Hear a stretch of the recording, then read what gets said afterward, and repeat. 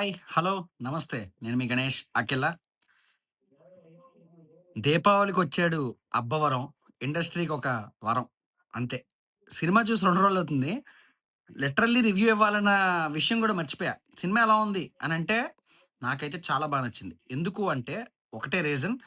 ఈ మధ్య కాలంలో తెలుగులో ఒక పక్కా commercial film with routine content అయినా కూడా ఎంటర్‌టైన్ చేసి, అన్ని రకాలుగా మిక్స్ చేసి, ఫ్యామిలీ అంతా కూర్చొని చూడొచ్చు అనే సినిమా రాలేదు. ఇది that is the one movie అనమాట. నాకు ఈ సినిమా చాలా బా నచ్చింది. అందుకే చెప్తున్నా. చాలా మందికి అనుకోవచ్చు 'కిరణ్ అబ్బవరం' అంత తోపు యాక్టర్ కాదు అని. ఆఫ్‌కోర్స్ నేను ఒప్పుకుంటాను. కాకపోతే కొన్ని కొన్ని స్క్రిప్ట్ సెలక్షన్స్ అనేవి చాలా బావుంటాయి. అందులో ఇదొకటి. One of the best film అని అనొచ్చు. ఆయన చేసిన ఫిల్మ్స్‌లో.